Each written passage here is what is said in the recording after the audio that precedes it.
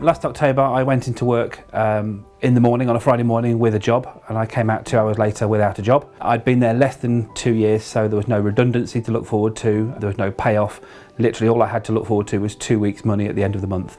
Well, Simon was doing utility warehouse as well as his full-time job. I had also been made redundant 3 times back to back, and consequently lost a lot of confidence, and I wasn't sure that I could do utility warehouse, so I supported from the background, and we had team meetings at home and I went to the events, but I didn't have the confidence to actually do appointments until we were at the Express Day 2016, I believe, and they launched the holiday promotion of a 6-star cruise. That absolutely blew me away. I'd always wanted to do a cruise and thought, we'll have this. I interrogated Simon on the whys and wherefores and how that needed to happen, and he explained it was just 1 customer a week for 18 months. So we just got busy and we both really went to town on gathering those customers, and we qualified within 7 months rather than the 18.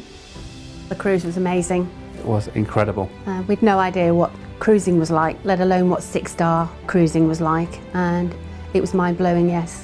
Had a butler. Everything, of course, was free. But also the association, because you're on this ship, on this amazing holiday, having such an experience of a lifetime with other people who are fantastic customer gatherers, and they've all got a story to tell, they've all got their top tips to share. So the learning that happened on board was phenomenal as well. And you know, I think you make friends for life, don't you, when you're on that sort of thing as well. It was the holiday that got me motivated into getting involved properly in the business, and I would urge anyone that if they are struggling to customer gather, to focus on one of the incentives, whether it's one of the holiday promotions or a Christmas hamper or a weekend break. Just focus on that, because on the way your business will grow, your income will increase, and you may just hit that wonderful incentive. So in November, together we got 19 Quip customers, 12 of whom were homeowners, which it's quite a nice pay packet. It's more than replaced my salary as an engineer. When I lost my job, I had the choice to not look for another job. Without Quip, that simply wouldn't have been a possibility, because although we have built a residual income, and it's a nice cushion, it's a nice residual income, it isn't at this point enough to pay all of our bills and our expenses, so Quip is critical to giving us those choices that we now enjoy. My top tip for maximising Quip would be, don't go for the odd customer here and there. It multiplies the more business builder points that you have per month. Just go for the maximum that you can go for. Just keep that momentum going, just speak to people every single day. There's an amazing amount of money on the table for us. Grab it with both hands. Quip's been really good for the team as well. We've got a new team member who is a part-time accountant, and she earned more in a week with Quip than she does for her part-time accountancy job. Having built the utility warehouse business over the preceding 7 or so years, together we had built an amazing foundation so that when this did happen with the job, we didn't go into panic mode, we didn't go into free fall. We sat down, we had a chat, and we said that we can gather customers and we can build a team, which we've done very successfully so far part-time, but if we go full-time, we will actually have better results, more results, and it gave me the choice to not look for another job.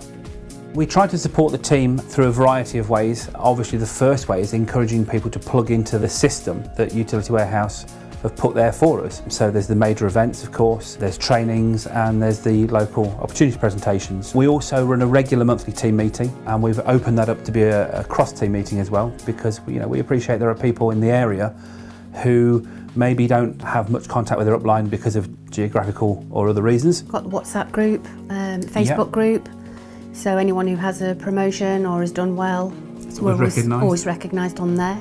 Run little challenges. We currently have a challenge running as a countdown to Express Day, where certain activity will gain points, and then there are prizes for the top 3 achievers in that challenge. And that's open to everyone, it's not just for customer gathering or ID gathering, it's the activity we're focusing on. Top tip for building a team is always show the business side of the presentation.